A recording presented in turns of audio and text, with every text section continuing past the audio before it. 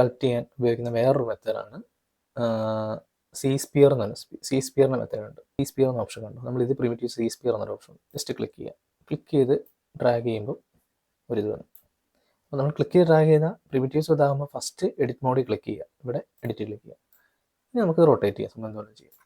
അപ്പം ഇതൊരു ബേസ് ഒരു സംഭവമായിട്ട് ഇതിൽ നിന്ന് നമുക്ക് എക്സ്ട്രൂഡ്, ഇപ്പോൾ മായക്കകത്ത് എക്സ്ട്രൂഡ് ചെയ്തതുപോലെ പോലെ ഇതിൽ ഓരോ പോയിന്റ് ആഡ് ചെയ്ത് നമുക്കൊരു ഷേപ്പ് ആക്കി എടുക്കാം. ഇപ്പോൾ ഒരു പോയിന്റ് ആഡ് ചെയ്യണമെങ്കിൽ ക്യൂ പ്രസ് ചെയ്യുക. ക്യൂ പ്രസ് ചെയ്ത് ക്ലിക്ക് ചെയ്ത് കഴിഞ്ഞാൽ ഒരു പോയിന്റ് ആഡായി. ഡബ്ല്യു പ്രസ് ചെയ്ത് കഴിഞ്ഞാൽ അത് മൂവ് ആവും.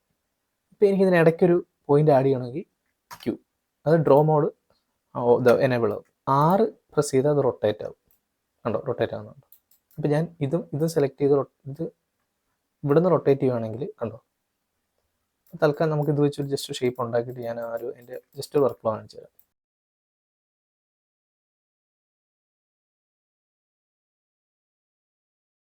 ഈ സ്കെയിലിംഗ് ആണ്.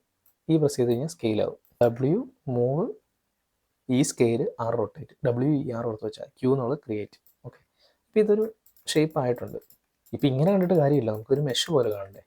മെഷ് പോലെ കാണണമെങ്കിൽ നമ്മൾ എന്ത് ചെയ്യണമെന്ന് വെച്ച് കഴിഞ്ഞാൽ ഇവിടെ അഡാപ്റ്റീവ് സ്കിൻ എന്നൊരു ഓപ്ഷൻ ഉണ്ട്. ഇത് കണ്ടോ, അഡാപ്റ്റീവ് സ്കിൻ. ഇത് ജസ്റ്റ് ഒന്ന് പ്രിവ്യൂ ആക്കുക.